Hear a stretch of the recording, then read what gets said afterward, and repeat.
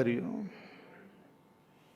So, niyatam kuru karmatvam karmajyayo hyakarmanaha sharira yatra pichate na prasiddheda karmanaha.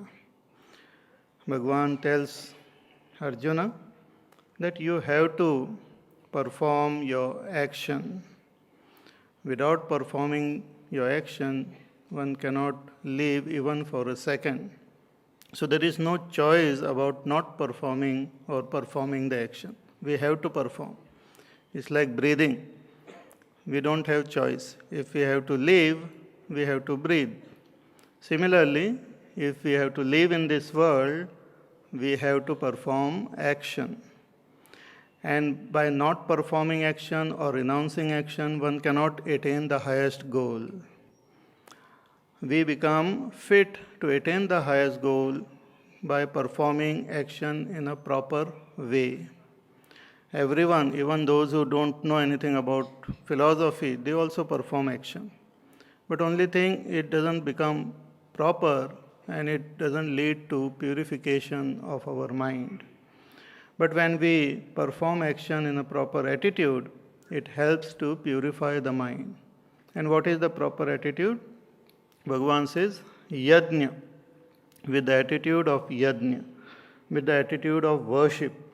If we perform action as a worship of that supreme Ishvara or supreme reality, whatever my karmas are there, whatever obligatory duties are there, if they are performed as offering to that supreme reality, then that is called yajna. That attitude of dedication, not selfishness.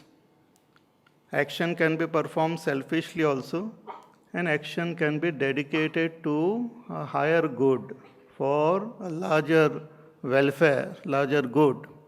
So when we perform action with that attitude of dedication, it makes the mind pure. But if we perform action selfishly, it makes the mind more and more impure. Means lot of raga, dvesha, anger, jealousies and all arises in the mind. Bhagavan also tells a story of creation, saying that when this whole world was created by the Creator, He created along with this yajna, with this attitude of yajna, which we see in the entire creation. Therefore it is called universe. It is one unit like. It is not multiverses. It is one. Everything is functioning in a sort of cooperative endeavor. Later on in the 15th chapter, Bhagavan will describe this whole universe as a tree. Just as in a tree also we have various parts. The root, the trunk, the branches, the leaves, the fruit, flowers, so many parts are there. But all of them are working in one harmonious like a unit.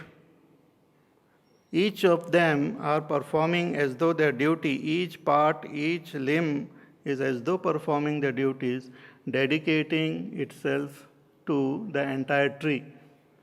The leaves are not living for themselves, but the leaves are living for the tree. The fruits are not living for themselves, but they are also living for the tree. So in this way, each and every part of the tree is dedicated to the entire tree. And in turn, the entire tree blesses the individual parts. And that is how the whole world is made. So Bhagavan tells that one who lives in this way, performing dedicated action, will get the results also properly. The devatas, the great powers of the Lord in this world, will bless this person, individual as well as a group of people, by appropriate results. There are certain things, results which we can see directly, which we can calculate also. But there are certain conditions which are not seen. They are also made possible because of this cooperative endeavor. A sort of environment is created which helps everyone. So you serve the devatas and devatas will serve you. And then whatever we get from these devatas, means whatever result we get, we have to share it with the world and also offer it to the devatas. One who takes more from the society, one who takes from the society without offering anything in return, Bhagavan calls such a person a stena, a thief. So we have to contribute. When we are here, we have to contribute. And every person can contribute. Even a person who is sick and incapable of moving also can contribute with his mind. Even if we pray that let everyone be happy, that's also our contribution to the welfare of the world. We cannot say, oh, I am useless, I cannot do anything. But at least you can pray. Yes, then pray. Pray sincerely that let everyone be happy. Sarve bhavantu sukhinaha, sarve santu niramayaha, sarve bhadrani pashyantu, ma kaschid dukkha bhag bhavet. So when we pray sincerely for the welfare of the world, that is also our contribution. Those who don't want to do that also and want to just take, Bhagavan calls such people like parasites only. They are like they stena eva saha. And one who lives in this way is incurring more and more sin, more and more impurity in the mind, more and more that fellow person devolves, goes down the ladder of evolution, he goes down. So, bhunjate te tvagam papaha ye pachanti atma karanat. One who lives a selfish life, only wants to grab things for himself without offering anything in return to the world, is living a life of sin and will be experiencing great sorrow in life. So after explaining this whole idea about yajna and also this story of creation, Bhagavan gives one more reason about this yajna. This great cycle of creation is functioning because of this yajna, and that is explained in the following two verses. So let us chant those verses, 14th and 15th. Annat bhavanti bhutani parjanyadanna sambhavaha yajnat bhavati parjanyaha yajñak karma samudbhavaha karma brahmodbhavam vidhi brahmakshara samudbhavam tasmat sarvagatam brahma nityam yajne pratishthitam. We'll chant both the shlokas together. Annat bhavanti bhutani parjanyadanna sambhavaha yajnat bhavati parjanyaha yajñak karma samudbhavaha karma brahmodbhavam vidhi tasmat sarvagatam brahma nityam yajne pratishthitam. Here Bhagavan is indicating the cosmic cycle which runs, which functions because of karma and because of this what we call yajna. So let us see the literal meaning. It says annat bhavanti bhutani. Bhutani means all beings live or come forth from anna. Anna means food. All beings require food for their survival. So many different types of beings are there, and all of them require food. Without food, we cannot survive. And most of the time, one type of being becomes the food for other type of being. Jivo jivasya bhojanam. So all of us are food for somebody else, and someone else is food for us. This is how the world is functioning. Therefore, all this, our body is called Annamaya Kosh. Annamaya Kosh means food sheath. It is made from food.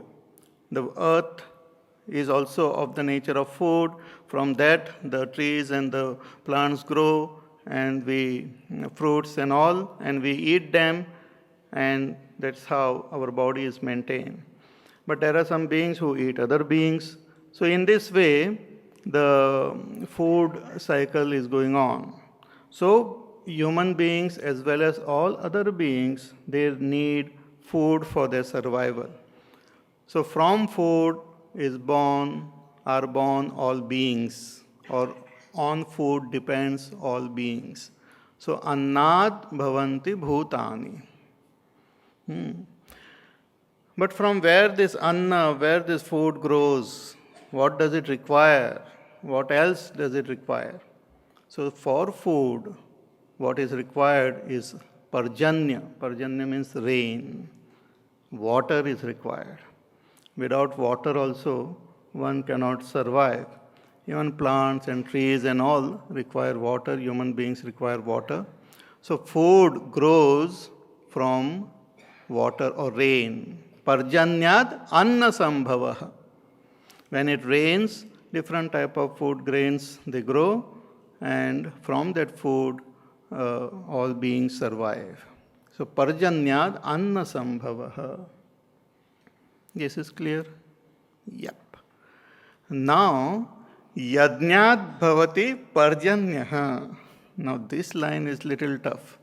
He says that from yajna comes the rain. See, these two verses are, first I will explain them according to the traditional meaning, and then we will try to understand it in modern context also.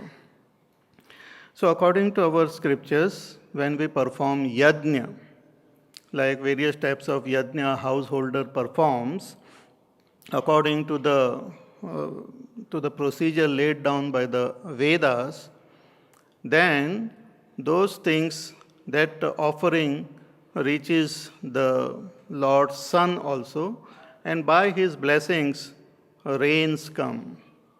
So rains also is possible because of this yajna, they say. So various, even now actually in modern times, at times when it is very, very dry weather and all, and people want rain, then certain yajnas are performed and we get rain.